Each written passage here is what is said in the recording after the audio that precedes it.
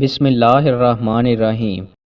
رسول اللہ صلی اللہ علیہ وآلہ وسلم نے ارشاد فرمایا، سب سے بڑا بہتان اور سخت جھوٹ یہ ہے کہ آدمی اپنے باپ کے سوا کسی اور کو اپنا باپ کہے، یا جو چیز اس نے خواب میں نہیں دیکھی اس کے دیکھنے کا دعویٰ کرے، یا رسول اللہ صلی اللہ علیہ وآلہ وسلم کی طرف ایسی حدیث منسوب کرے جو آپ صلی اللہ علیہ وآلہ وسلم نے نہ فرمائی ہو۔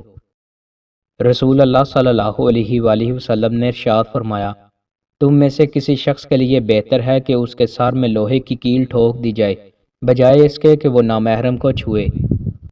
رسول اللہ صلی اللہ علیہ وآلہ وسلم نے ارشاد فرمایا، اللہ کی قسم میں نہیں جانتا، اللہ کی قسم میں نہیں جانتا، جبکہ میں اللہ کا رسول بھی ہوں کہ میرے ساتھ اور تمہارے ساتھ کیا سلوک کیا جائے گا۔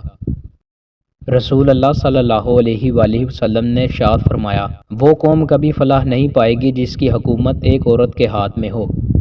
رسول اللہ صلی اللہ علیہ وآلہ وسلم نے ارشاد فرمایا، دو چیزیں ہیں جنہیں انسان ناپسند کرتا ہے۔ انسان موت کو ناپسند کرتا ہے، حالانکہ موت مومنوں کے لیے فتنے سے بہتر ہے، اور وہ قلت مال کو ناپسند کرتا ہے، جبکہ قلت مال کا حساب کم ہے۔ رسول اللہ صلی اللہ علیہ وآلہ وسلم نے ارشاد فرمایا، ہمارا رب تبارک و تعالی ہر رات آسمان دنیا کی طرف نزول فرماتا ہے، اس وقت جب رات کا آخری تہائی حصہ باقی رہ جاتا ہے، اور فرماتا ہے، کون ہے جو مجھ سے دعا کرتا ہے کہ میں اس کی دعا قبول کروں؟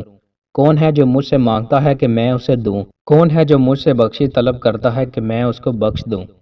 رسول اللہ صلی اللہ علیہ وآلہ وسلم نے ارشاد فرمایا، جب تم میں سے کوئی رات کو نیند سے اٹھے تو اپنا ہاتھ برتن میں نہ ڈالے جب تک کہ اس پر 2 یا 3 بار پانی نہ ڈال لے، کیونکہ وہ نہیں جانتا کہ اس کا ہاتھ رات میں کہاں کہاں رہا ہے۔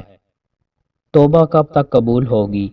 حضرت عبداللہ بن عمر رضی اللہ تعالی عنہ سے روایت ہے، رسول اللہ صلی اللہ علیہ وآلہ وسلم نے ارشاد فرمایا، بے شک اللہ تعالیٰ اس وقت تک بندے کی توبہ قبول فرماتا رہتا ہے جب تک نزع کا عالم طاری نہ ہو۔ دوستوں، مزید اچھی ویڈیوز کے لیے ہمارے چینل کو سبسکرائب لازمی کریں۔ بہت شکریہ۔